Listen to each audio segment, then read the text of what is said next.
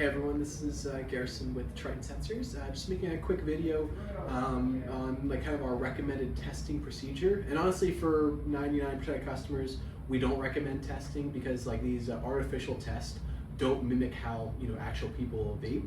And our algorithms are trained on how actually people vape rather than kind of simulated tests. So we see a lot of customers make mistakes where they will blow right into the sensor and then get confused while it doesn't trip. So my recommendation is honestly just to let the devices do their magic. But if you really want to test out the devices, you absolutely can. One thing we'll let you know is that there is a recommended coverage area. It's about 12 feet by 12 feet. That's based on like an 8.5 foot ceiling. Every extra height extra foot of height, will decrease the range by about 2 feet in all directions. And that goes up to about maybe 11, 12 feet, at which point there's too much air for the vape to dissipate into where the device doesn't become effective. By default, we don't make the devices super sensitive, and the reason for that is we don't want customers to get inundated with alerts.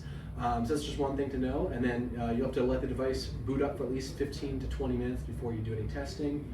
And there's also a built-in cooldown timer of 15 minutes between alerts, so if you do test after test after test, you're not going to get an alert.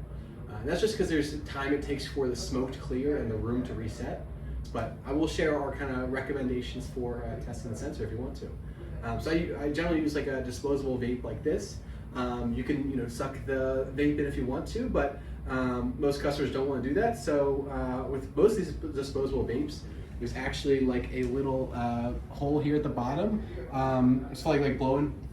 So if I blow through it, you'll hear the air come out. But then also you can just push through this and that will make vape come out of the sensor. But a really easy way to test is just to log into the device and pull up the dashboard. And you'll see here I actually have two different versions of the dashboard. There's the cloud dashboard, and then there's the on-prem dashboard. You can do either for the testing. Just if you're using the cloud, make sure you have someone set to get like text alerts or whatnot. With the on-prem, the easiest thing to do is honestly just set off a light or a speaker or something like that when vaping is detected. But I'd say the number one thing you want to keep in mind is just making sure you don't blow right into the sensor, because that's often picked up as masking. And you can verify that if you go to like history. But just to show you real quick how we can do the testing, I'm gonna go ahead and log into the IP of the sensor, and I'm gonna go to Actions and Action Settings. And what I'll go ahead and do is pull up the Action Settings menu, and one of the options is for the LED. So I'm gonna have it go red, and the pattern is gonna be, it's gonna strobe. And then it's also gonna have a speaker, and I'm gonna choose Vape Detected as the option, and then just hit Save All. And you can do this with some of the other options as well. But we recommend standing, let's say, 2 or 3 feet away from the sensor and vaping towards the sensor itself. And what I'm gonna do is go to the dashboard so you can kind of see when the values start to go up. So yeah, here's on the main dashboard, but I'll go ahead and you wanna point towards the sensor, blow lots of smoke to it. And I'll push it a little bit that direction. And if you come over here, and I'm a little further than we probably recommend, but you'll see there's lots of smoke in the air. And you'll notice that it takes time for the smoke to actually travel and reach the device. So you can see it hasn't even hit it yet, just because it does take some time for the smoke to actually travel and reach the device. But once it does, you'll see it start to go up very quickly.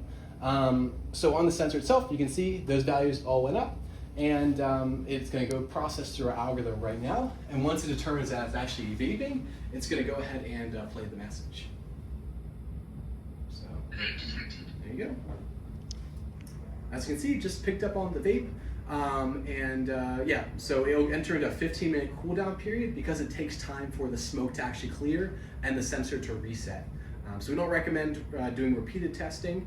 Really, all it takes is one test, doing it at a close range within a couple feet, and blowing towards the device and making sure there's adequate smoke in the air. If you think any adjustments need to be made to the sensitivity, just let us know and we can make those for you remotely. But yeah, hopefully this guide is helpful. If you have any other questions, feel free to reach out to our support team or check out our documentation.